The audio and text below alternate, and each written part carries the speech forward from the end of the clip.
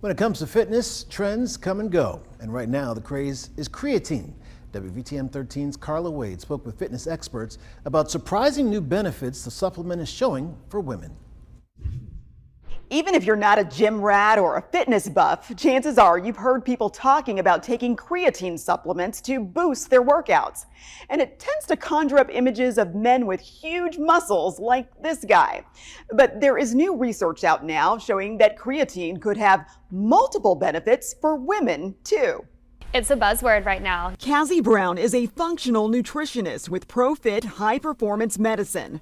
The creatine buzz is everywhere, in the gym and online.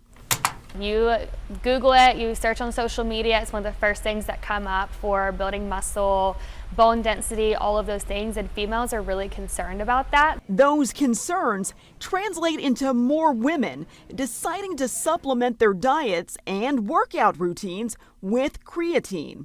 Women like Jacqueline Holt, a fitness coach at Be Driven Fit Factory in Hueytown. Creatine was one of those supplements that came up a lot in my research and study. But what is creatine? And what can it do that makes it so great for women? So creatine is an amino acid derived from our muscles. It comes from foods like beef and salmon, but a lot of times we're not getting enough of that, especially females. That's why it's a hot topic. That's especially true for middle-aged women approaching menopause. So your body goes through a lot of hormonal shifts, so it can be harder to build muscle, or at least feel a lot harder because your body's going through a lot of changes. So that's where resistance training, protein intake, and then creatine can all be really beneficial. New science says there are positive impacts on reproductive health, specifically for women with polycystic ovarian syndrome, or PCOS. PCOS often makes it hard for women to maintain a healthy weight. It can also significantly impact their ability to get pregnant.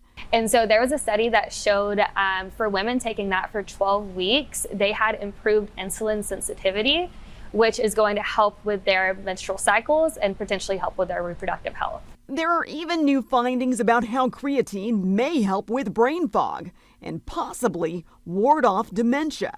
There was actually a study that showed with Alzheimer's disease how creatine can be beneficial for our brain optimization. These are just the few areas where creatine's benefits are being constantly studied.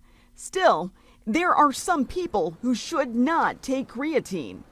That includes people with diabetes, kidney issues, and pregnant women. It's always smart to consult your doctor before adding creatine to your routine, whether it's in powder or pills. Make sure it's third-party tested and start with a small dose, around 5 grams. There was somebody that was saying that they were taking like 15 grams of creatine per day, and it's like you don't want to overdo things, and that's where social media can go a little too far. Coach Holt says creatine is helping her.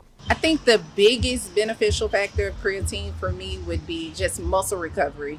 And as I'm on this journey of losing weight and building muscle, it has also helped create more lean muscle mass for me as well. She's just one of many women who say they are seeing and feeling the benefits of creatine. Carla Wade, WVTM 13.